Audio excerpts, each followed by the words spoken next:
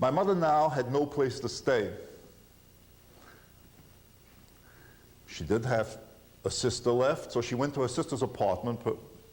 Her sister was worried about taking her in because the sister had a daughter, a cerebral palsy daughter, and she had a husband. Both of them, both she and her husband, were quite old at the time already. And she was afraid what would happen if she hid my mother that night. But my mother pleaded, she had no place to go. She stayed that night. Where were you at this time? Ah, okay. I wasn't there. I wasn't there. Good. We'll leave my mother, get back to my adventures. The problem, of course, for people with children was, what do you do with children? In Brussels, remember I told you about there were Christians around who were somewhat different.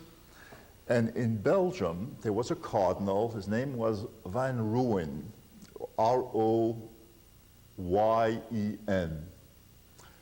who was a firm anti-Nazi, wouldn't give the sacrament to any German in uniform, and made a stand on it. The Nazis closed the churches for 3 days, but had to reopen them. The man decided that he was going to save as many children, Jewish children, as he could. And acting through his canon, a man named Leclerc, he opened Catholic institutions to Jewish children. Now, Jewish parents were concerned. They were concerned about the children, their Jewish children, being baptized and turned into Catholics. May sound silly, but it was a real fear. Cardinal Van Rooyen promised no attempt would be made at conversions or baptism or anything else. At that point, Jewish parents were willing to send their children to these Catholic institutions. The children, however, couldn't have Jewish names. You couldn't be a Goldberg or a Levy or whatever, and so the names had to be changed. I became Arthur Martin. My cousin became Marcel Deschamps. And we developed esoteric Belgian names. The Catholic orphanage in which I wound up was a place called Orphelinat Saint-Joseph. It was a little girl's orphanage. My cousin, there were several of my cousins who were in there, and a little girl who had been in St. Louis, and another boy who was a friend of family. There were 3 or 4 boys in the whole lot. All the others were girls. At first, it was terrifying being there.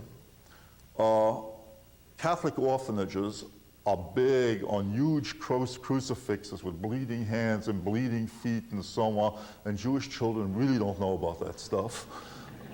It's very, very scary. But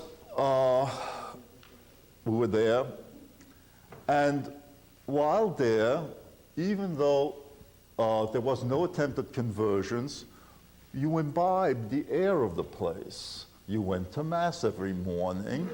I got to love listening to sermons. I always wondered, there would be an advertised text, and I was always wondering how the priest would get from where he started to what the text was supposed to be. It was a fascinating exercise. I liked the vestments. I liked the whole thing. It was beautiful. Then there was a business of pictures, holy pictures. We traded holy pictures the way kids in America trade the baseball cards. And you developed an eye for what was really good in those pictures. You became conscious of art. Rosaries. Rosaries are very different. The art forms too. You began to trade rosaries. There are some very elaborate ones. You got to recognize good crucifixes from less desirable crucifixes. So you absorbed this culture while you were there. It was interesting. However, there was no food. Nobody had given the nuns or the priests in charge ration cards for all these kids who were there now. There was not enough food to begin with. And so whatever food there was had to be stretched. I don't know how many of you have ever eaten smoked codfish. But the smoked codfish, I don't want to knock the local fish store or anything, but it's really vile. And that was the big excitement for us because that was the major source of protein, was the smoked codfish. Potatoes, we generally got the peeling, the potato peels. Maybe somebody brought them in. We learned that if we mashed potato peels long enough, they grew very fluffy and took up more space on the plate. It took longer to eat that way. Can't tell you how hungry we were. Never saw butter the entire war, chocolate and things like that, milk, all of that simply didn't exist. Eventually, I wound up in a hospital for malnutrition and some diseases related to it. Some of the other children did also.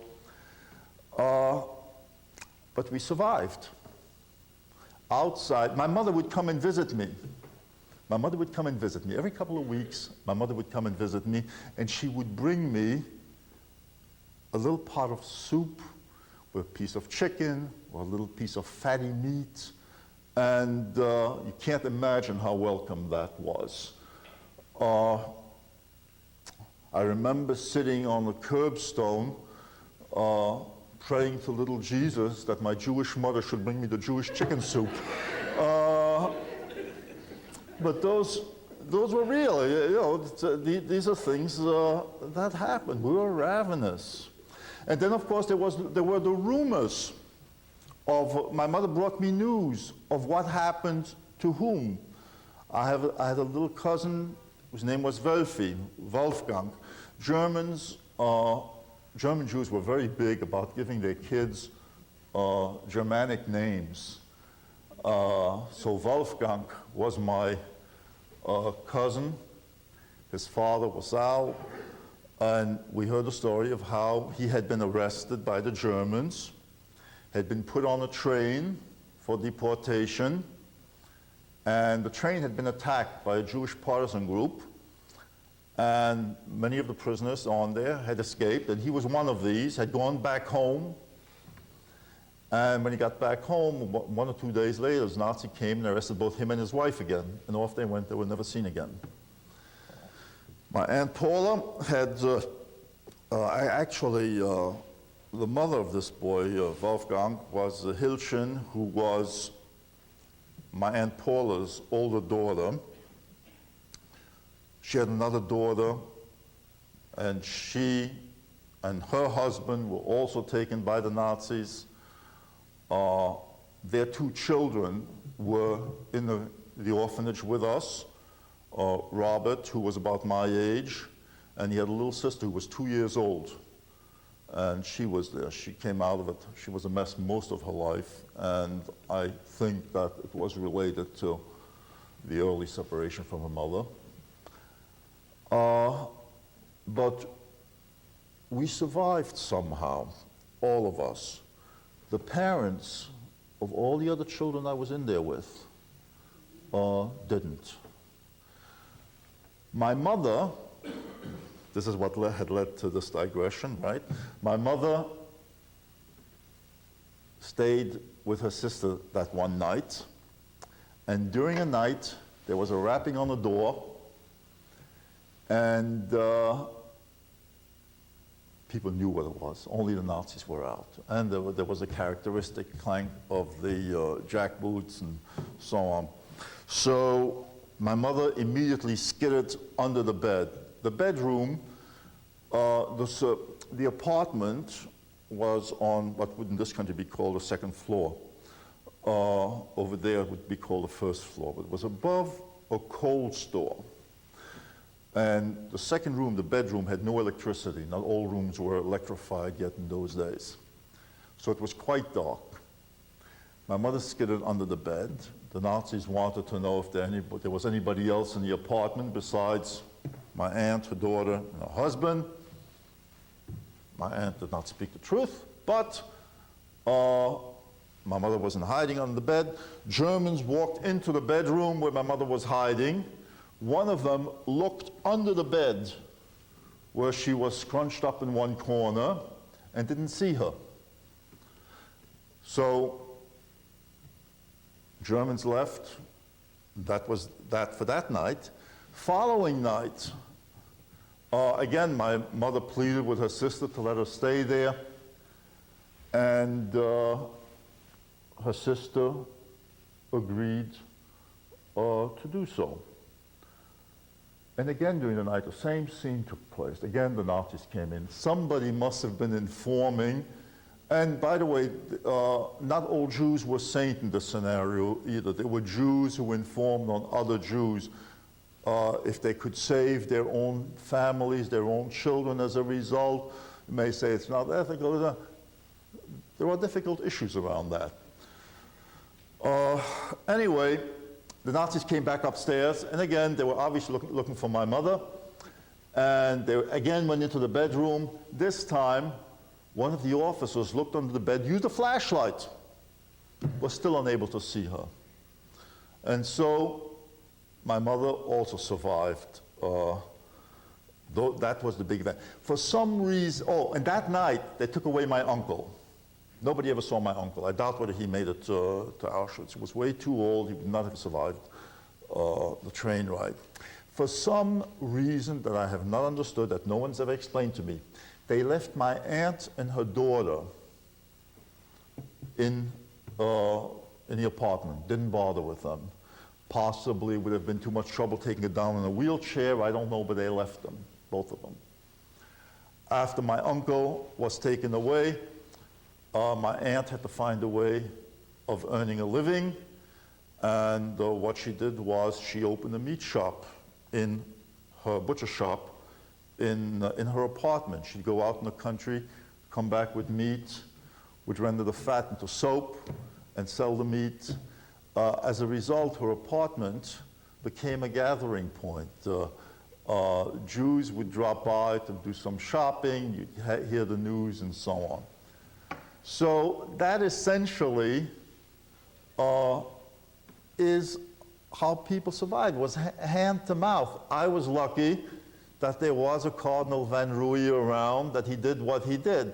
Incidentally, in France, there were Jewish children in Catholic institutions also, but there the promise had not been made to not baptize and so on, which led to many Jewish children converting to Catholicism. We have somebody who's about to be made a saint, and in Paris, I believe we have Cardinal Léger, who's one of the leading cardinals. Would have first Jewish pope, who knows? But it's a complicated story, and in my case, as in so many others, the difference was that there were Christians around who were willing to help. There is, I belong to, I see in the audience there's somebody else who belongs to the little group that I belong to, Hidden Children. And there is you wonder, what makes people do the things they do. One of the members of our group is an author who was a hidden child during the war in Poland. And he's written several, Leon Wells is his name, he's written several books on the subject. And I think he was hidden in a farm for a long time. I spent about 3 years in this orphanage, by the way. The most fearful period during that period was period around Christmas or St. Nicholas feast. I think it was December 7th, 6th. We had to go face St. Nicholas. And St. Nicholas in those days was a really, he gave out presents, but he had a black slave next to him who, if you were bad, would stick you into his bag and take you straight down to hell. Needless to say, I spent 3 years without getting a present. I wouldn't go anywhere near that man. The other part of the thing that was really, really bad was the bombings. American planes flew over after a while almost daily and bombed the area all around. There were military installations all around. There were, of course, no air raid shelters. We had trenches in the garden. Whenever there was an air raid, we'd go into our trenches. Bombs would fall all around. Kids being kids and rather stupid, the moment a bomb fell any place in the garden, we'd all rush out and collect shrapnel for souvenirs. It was still hot when we collected it. It was stupid, but we did it. To get back to Leon Wells. Leon Wells tells a story of this woman, Polish woman, who had 27 Jews hidden in her basement. And she had to bring down food to them. She had to bring out the waste for 27 people. She did this absolutely voluntarily. And at the end of the war, she was asked, well, why did you do this? And she says, well, most of my life, I've been doing things for my children. I've been doing things for my husband.